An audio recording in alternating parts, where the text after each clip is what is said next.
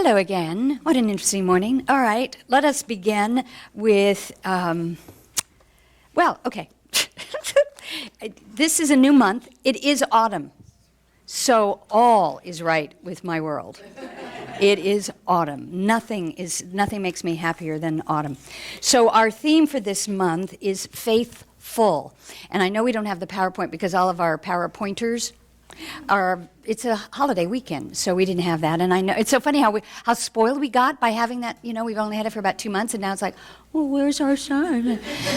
And the one time where I now have my title, which I was looking forward to having it visual, which is Faithful, F-U-L-L, and that's not a typo. I'm doing that on purpose because it's this month for me in particular is about reminding myself that I am filled with faith as I move forward in adventures and journey, and how that faith concept and being full in that applies to everything and everyone, no matter what's going on in your lives individually in the agenda. This is also the Labor Day weekend. You know that. It is more than just an opportunity to sleep in tomorrow or barbecue. It is an opportunity that the national consciousness gives a sense of appreciation to the working people of this country. The blood, sweat, and tears that made our country what it is continues to create our country. So we have an opportunity to acknowledge that on Labor Day, which is so interesting because biblically you want to say labor not. Toil not. And yet here we are, happy Labor Day. So wherever you are, those of you who are still in the workforce, thank you. Those of you who have retired from the workforce and are enjoying that retirement, thank you for the gifts and contributions. And our work, particularly in the center, is not about the labor and the toil. It really is about doing the inner work, which we do with spiritual practice on a daily basis, don't we? That we encourage and teach to do on a daily basis, which includes meditation and spiritual mind treatment and kindness and compassion. And because of the kindness and compassion, for most everyone in the room now, you are aware of the transition this week of Dr. Wayne Dyer, who has been a significant contributor to what we call New Thought. He's in some ways, if you take, I get historical, if you take Phineas Parkhurst Quimby, the father of New Thought, that most people forget, you know, time has an interesting process. And then there's Dr. Ernest Holmes, who is our founder, who wrote our textbook, who inspires us, who teaches us our philosophy and faith, who inspired the symbol on my earrings and on all of our things.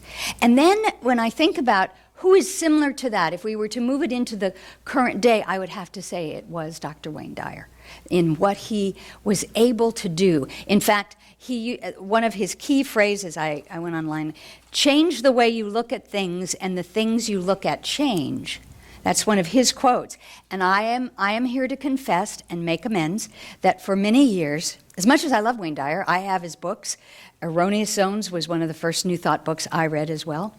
But as I went through my teaching in Science of Mind, as I learned more about Dr. Holmes, I used to be rankled at Dr. Wayne Dyer because of that quote. Because I thought he was paraphrasing Dr. Holmes, and that Dr. Holmes wasn't getting due credit. So I know this, I don't mean this to sound quite so funny or tongue-in-cheek, but I really apologize to Dr. Dyer because I would get very angry when I'd hear people say Wayne Dyer's quote and give Wayne Dyer all the credit, and I'd say, well, Ernest Holmes wrote that, and they'd go, Ernest who? And I would... I can tell you that I grew up past that and let it all go until my reflection on Dr. Dyer's transition this week, and I thought, I need to really apologize to him for that, because what he did is exactly what Holmes taught from the get-go, which is to be open at the top, to allow new ideas and information to come in, to allow new voices to speak the words and the truth that we teach in New Thought, and to find a way to change your thinking, to change your life. Well, why not change your quotes and change your life, and change the lives of countless thousands, as Dr. Dyer has and will continue to do. And so I thought, oh, okay. So with that, what I thought, as I talk about faith this week, I'm going to use a lot of Dr. Dyer's quotes in honor of him. And, if you go into the bookstore, you'll see just a smattering and sampling of, he was very prolific in what he wrote, and certainly with all the PBS specials, and his gentle, easy way in which that he could communicate these principles, and how fortunate we've been that he came forth in an age and technology where everybody could see him, hear him, watch him, where that wasn't as available for those of us for Dr. Holmes. I mean, there are a few old kinescope tapes, some audio tapes of Dr. Holmes, but the fact that you could go right now onto YouTube or, pick up a book and have Dr. Dyer inspire you is a gift to us, and he has been a gift. So my topic for today, which was chosen before this information for Faithful Month, is faith, soap, and clarity. I will also give credit to the fact that is my husband's title. He gave that to me when we were talking about it. I said, I need topic titles for faith. I want something because we're doing that. And he said, how do you riff on that? And he said, well, how about faith, hope, soap, and clarity? And I went, I love it. And for those of you who don't think I don't know the real one, the King James Bible, it is, and now abideth faith, hope, charity, these three. But the greatest of these is charity. But what's so interesting about that quote? If you look at about 17 other versions of that quote, it sounds different. For there are these three things that endure: faith, hope, and love, but the greatest of these is love. So, depending upon your mood, you could focus on the greatest of these three is charity, or in my case, clarity, or the greatest of these is love, but in the mix of the whole thing, it is love. So the idea being faith, hope, charity is a phrase that we were thinking about. And since I've been in this process of transforming, the idea of faith, soap, and clarity really appealed to me, because what I am doing in my life currently is a faith walk. A really big faith walk, trust walk. And so then I thought, well, what about the soap part? And I thought, well, the soap is the metaphor for cleansing away the dust and the grit of the journey, cleansing away the old negative thoughts, patterns, and ideas to get to a place of clarity. In some ways I could probably just stop the talk right now and go, and so it is, because that's really what it is. Faith, absolutely living in faith, and then using whatever is required, whatever calls to you individually, as a sense of soap, as a sense of cleansing, purging, and releasing to achieve clarity. For most of the times when there is something on one of our individual plates, by that I mean our mind, our task list, usually what we're saying is, I don't know what to do, where should I go, what do I want to do, where am I going to do it with my life, blah, blah, blah. You're looking for clarity. Even if it's, I don't know which dentist to go to, which doctor to go to, or which car dealer to go to, you're looking for clarity.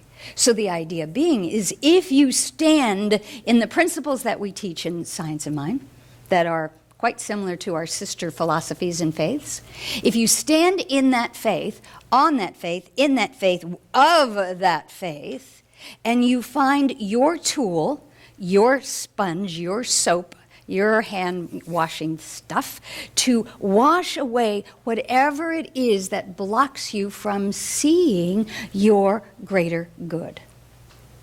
Easier said than done, right? Sometimes. Because sometimes it's like there's certain shower doors that have, I don't know, they're made out of different things. They're thick and they're weird, and they get all mucky with after hours soap scum. I think there's a whole product line for that, by the way. But there's soap scum, so you can sort of see through. You know when someone's in the shower, but you can't really see because it's all gunky. Or, much like what happens here with windshields, if I park under the trees to get shade when I'm here during the week, all the little stuff comes on the windshield and you drive, and it's like you don't think of it as a big deal until you turn into the glare of the sunshine, and suddenly you can't see a thing out your window. It's like, oh my God.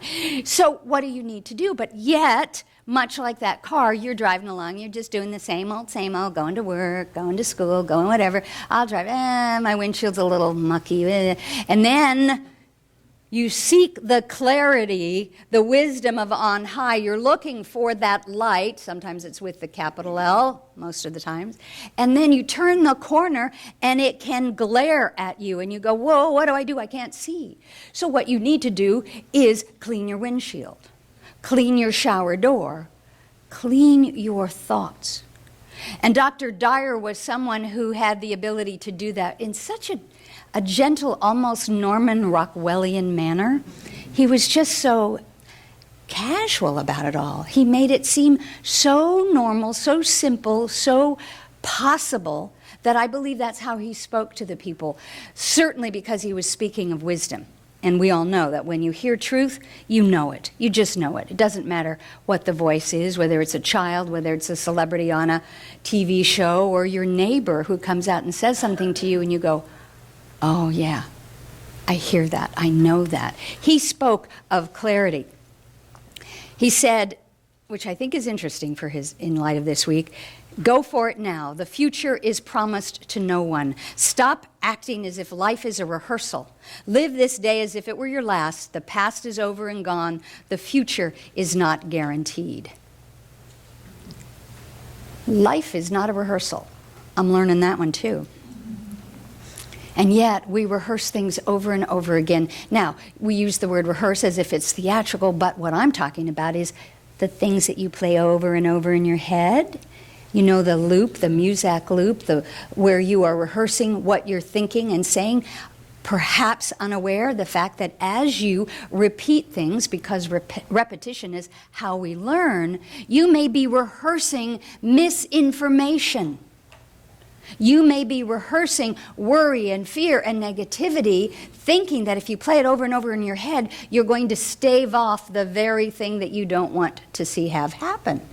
And so we need to remember and learn that life is not a rehearsal. Life is right here, right now, in the moment. And that is one of the reasons I love live theater, because you can't get away with stuff. In life, you can be rehearsing stuff in your head and still driving, and nobody knows what's going on in that brain. But in live theater, in where we are right here, right now, each of you are connecting with me in a different way that is so unique and so vital and so alive, and it is exactly what we do as the creations of the Creator. We are one with that. All that we do outpictures that. So it is our charge to stay awake, alert, mindful, all those affirmations that we hear about, so that we may be living the life that we choose. So that we may go out and give of our gifts as did he. He said, if you believe it will work out, you will see opportunities. If you believe it won't, you will see obstacles. Well, that sounds so simple. And we go, yeah, of course. Half empty, half full. The point being, the glass is refillable one way or the other. So if you're having a day when that glass is half empty and you're rehearsing in your head how you are always getting a half-empty glass, you are always the one who is in the line with the longest line, and then when you get up to the checkout counter, the person goes, oh, I'm sorry, I ran out of tape. And you have to wait while they change the tape. And you're the one who's, and in your head, and I know you've all done that, right? You get up and you go, oh, this always happens to me. Yes, I guess it does. Because you're rehearsing it. You're out picturing it. Whereas you have the opportunity to transform that into something new and different. You have that opportunity. And then he had one that I loved. And again, it's a play on what we know. It is, you'll see it when you believe it. You'll see it when you believe it. And most of us grew up with the other way, especially if you had family from, Missouri. You got to show me first. Show me first. But everything that Jesus taught, everything that Ernest Holmes taught, said you need to see it here first to then outpicture it. So then I go back to the soap part. Whatever it is that you need to cleanse that slate in your mind, whatever pattern. And it doesn't, I'm not picking on the people who raised you, your teachers, your parents, your maybe previous religious affiliation, whatever it is, that conditioning. But if you are not experiencing in your life the people, places, or things that you want, You're the one that has to make the change. I'll go back to his original. Change the way you look at things, and the things you look at change. Yes, it is that simple. Because you have an opportunity to choose. Is it an opportunity or is it an obstacle? Some days I know it feels like the seesaw changes. Some days you can walk in and see the same environment or the same people and all of that. And you just, you're all warm and fuzzy and happy. And then the next day, for whatever reason, you walk in and it's like, same old, that again. The point being, as religious scientists, when we find ourselves doing that and judging that, then we have a chance to get mindful, clear, and go, oh, wait. None of that's different. It's how I'm looking at it. It is my response to it or to them or to whatever seems to be going on. When you judge another, you do not define them. You define yourself. Yeah, I had a Lucy moment on that. I was like, yeah, but, you want to throw in that, well, yeah, but they said that or they did that wrong and they're just, and I know they have that whole thing about that old point. When you point at someone, something's pointing back at you. I don't know what that is. I just know that's what my mother and my grandmother would do, right? Did anybody else, are parents today still doing that, by the way? All right, come on, young family. You guys, does somebody do that to you, Antonio? Whew, thank you. There's something to be said for evolution. Oh, I'm so relieved. Because that always... The point, again, being when you are judging someone, really you're not judging them. It is defining who you are. Because what you're doing is seeing them and interpreting it your way and saying, that person is so half empty. Instead of when you see someone else that you love and you haven't seen, you go, oh, they're so half full, they're overflowing. It's your perception. It is your judgment. It is not the vessel that holds the water or the glass. It is not the person, place, or thing. It is your response to that. Dr. Holmes taught us that. Dr. Dyer taught us that. Oh, I wonder, where is it? Oh, here's another one since we're on that part about people. I'm just being inspired by his quotes. How people treat you is their karma. How you react is yours.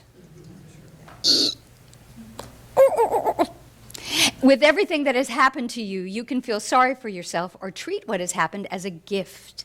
Everything is either an opportunity to grow or an obstacle to keep you from growing. You get to choose.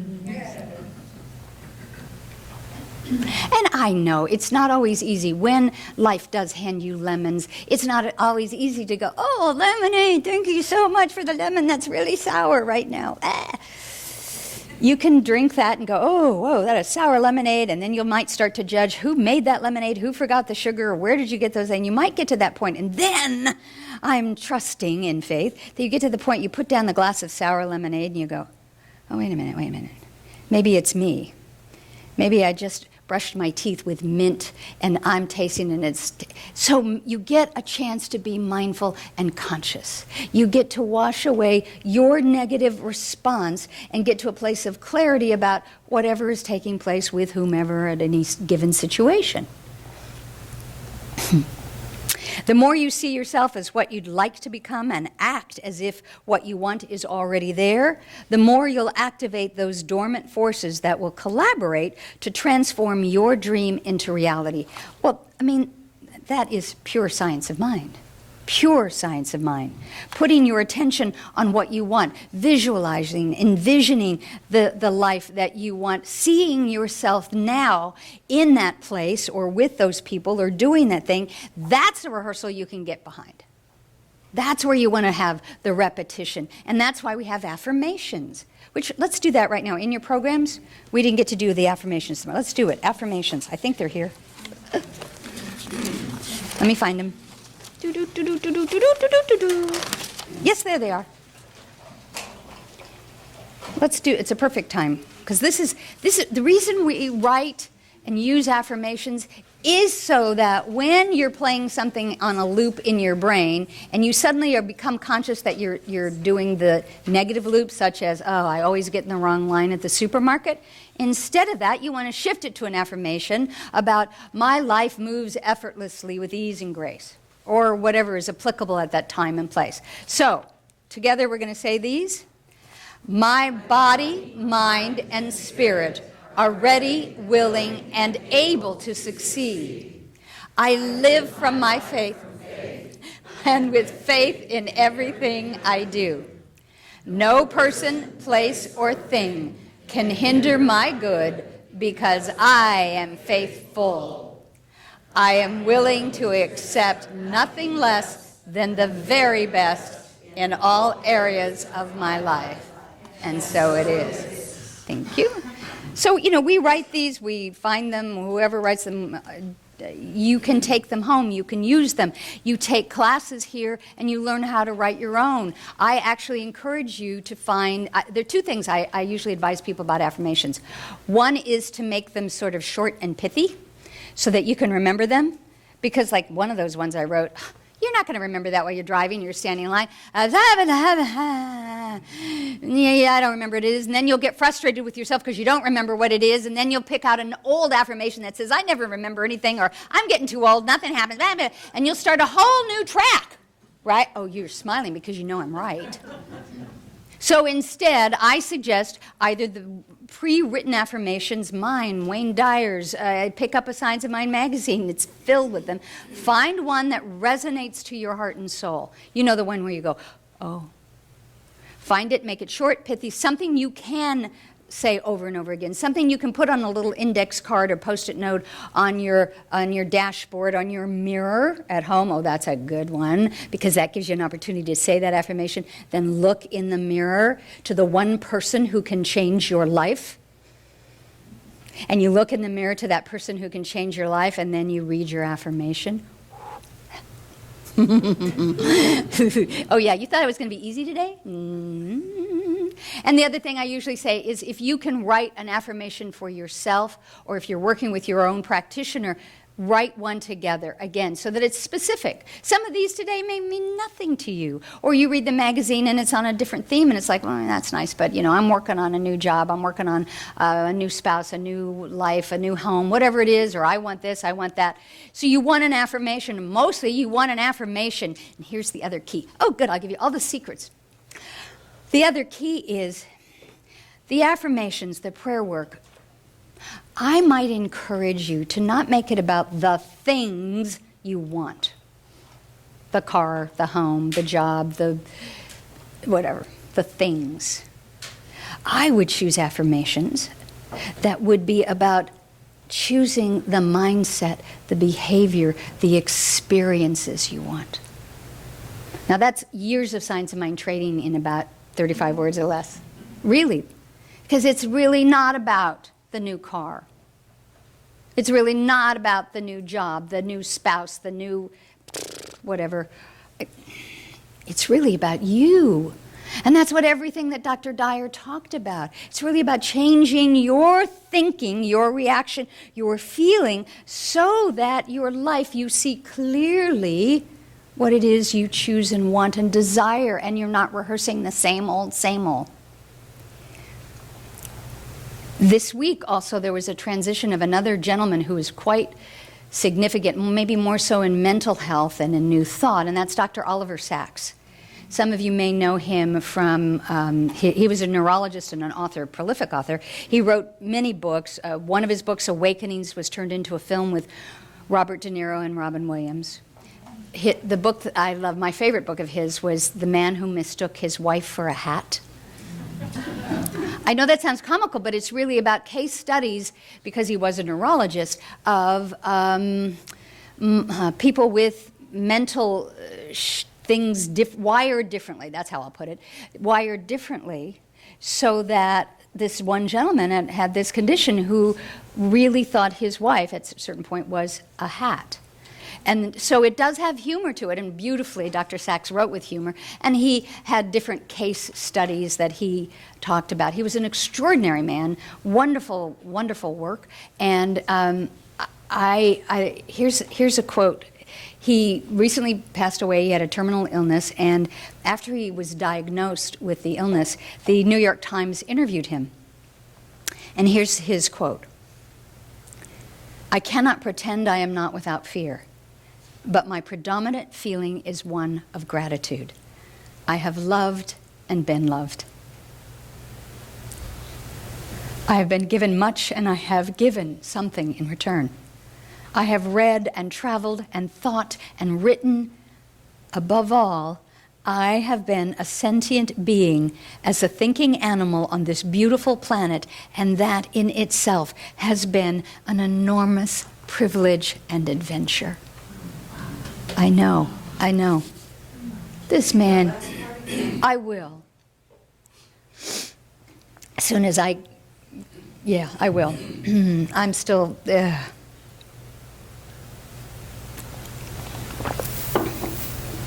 I'm going to do the whole one. He deserves to have the whole piece. "I cannot pretend that I am not without fear, but my predominant feeling is one of gratitude. I have loved and been loved. I have been given much, and I have given something in return. I have read and traveled and thought and written. Above all, I have been a sentient being, a thinking animal on this beautiful planet, and that in itself has been an enormous privilege and adventure."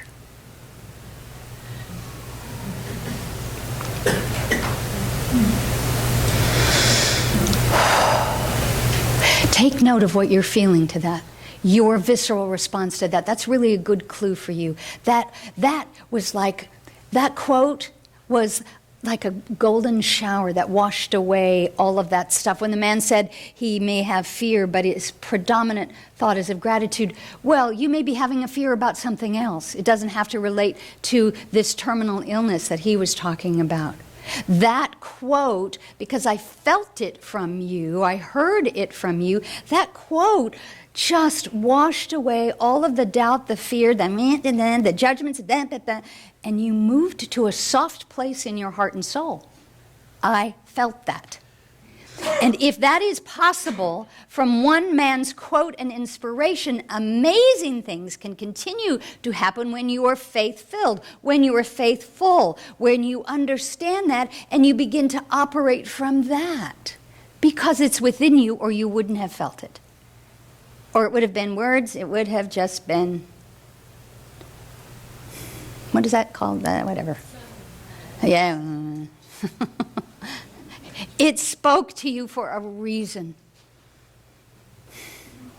That's what I want us to do. That's who I want us to be. And we don't have to wait till someone gives us a dark prognosis for that to happen, by the way. Amen, sister. Praise the law. That's to me, that's what it's about. That is faith, soap, and clarity. And the greatest of these is love. So because of the depth of that, I'm going to read one more quote from Ernest Holmes because, and then I'm going to take us into prayer. Because you're already at the right place. I want to move into prayer. I don't want to be talking at you anymore. Ernest Holmes writes in Love and Law, "I must have a perfect concept of what I want. I must accept the fact that I have got it. Insofar as I look to see where it is coming from, I will not get it, because then I would be doubting it. It is fear and doubt which neutralizes the positive effect. Jesus said, 'When ye pray, believe that you have received, and before you speak, God answers.'"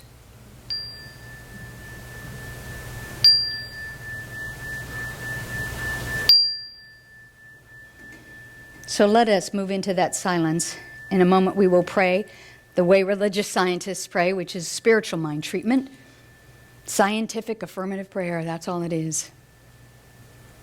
It's the scientific approach to getting us to this space that we felt with the beautiful words of Dr. Sachs. And so let's breathe for a moment and take all of that in.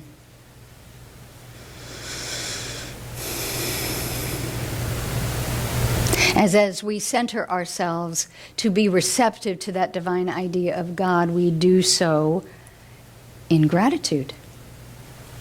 And I continue by speaking this prayer in first person so that you may hear it within your own being.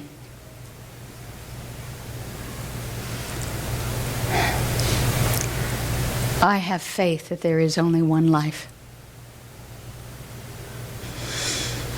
And that life is my life. The one life. The life of God. The life of every sentient being, every flower, every cloud, every raindrop, every musical note, every tear.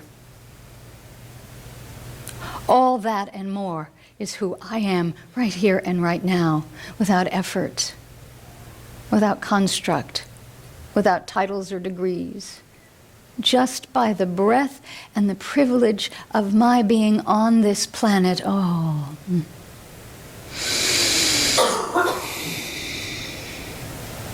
And so it is from this place that I now let the soap of infinite wisdom and truth and divine and unconditional love melt and wash away anything that has obstructed my view, anything that has stood in front of my heart, anything that blocks or becomes an obstacle to my being who I was brought here to be.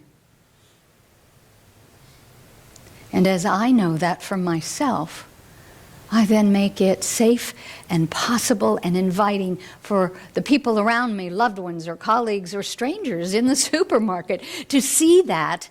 Maybe they don't see it, they can't articulate it, but they will feel it. And then be it. And then I return to that predominant attitude of gratitude by which I know that I am blessed beyond measure. And by that being blessed, I may bless. Because it's one and the same. I am so grateful, so humble, so faithful that I can do nothing but just let it be and then release this treatment, this service, all of the human stuff around it, and in this breath, be with it, feel that softness again, be the sentient being, the thinking animal on this beautiful planet, and know what a privilege it has to be on this adventure called life.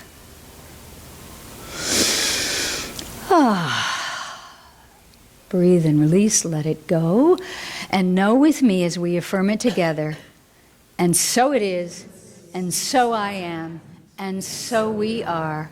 Amen.